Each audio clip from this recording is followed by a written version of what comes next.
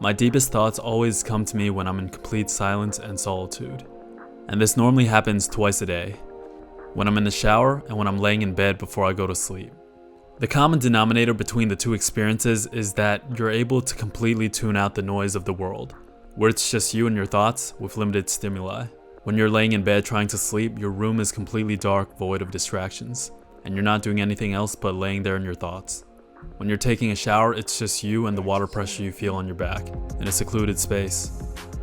Your truest self is revealed in moments where you're completely alone, void of distractions and noise from the world.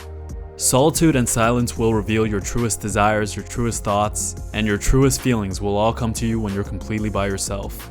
The things that you really want to do in life, areas in your life where you're discontent with, what's your purpose, what makes you feel fulfilled, etc. Maybe that's why we always seek out distractions, because it allows us to escape ourselves. It's scary to admit that you're settling in life. It's scary to admit that you're too afraid to do what you love or go for your ambitions.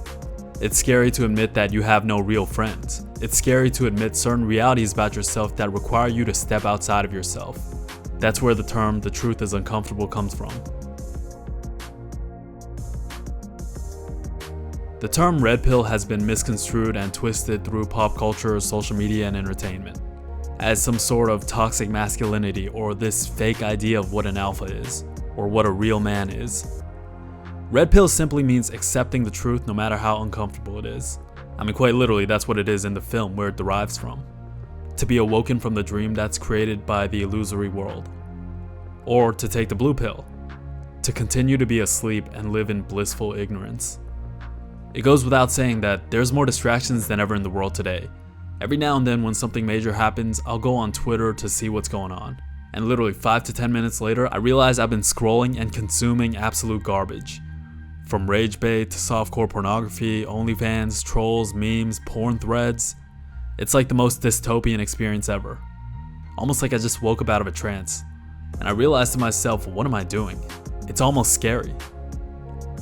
It's impossible to avoid distractions in modern society. Just think about the average person. Almost everything in society is meant to sedate you nowadays. From consumerism to social media to world pleasures like sex, alcohol, things that divert you away from spiritual growth and your true self. And that's because distractions are comforting. They're dopamine, they're instant gratification, and most importantly, they're escapism. Of course, I'm not saying it's bad to indulge in some mindless entertainment sometimes. Watch some sports with your boys on a Friday night, play some GTA, watch some bullshit Hollywood movie. If you're using these distractions as a vehicle to bond or connect with friends and the people around you.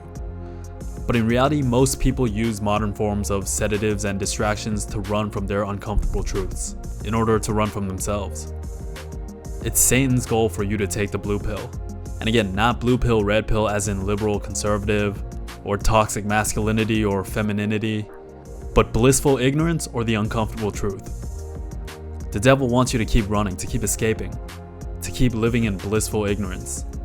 The more you get caught up in the distractions of the world, you get further away from God. So for the average person, God becomes an afterthought. To chase distractions of the world and society, it requires time and attention to embrace greed, lust, vanity, and other vices. Every single vice causes us to focus on ourselves. For greed, more money, more materialism. For lust, more sex and promiscuity. To be self-obsessed and focus on fickle beauty. Distractions, diversions, and misdirection. A master of deception, such as the devil.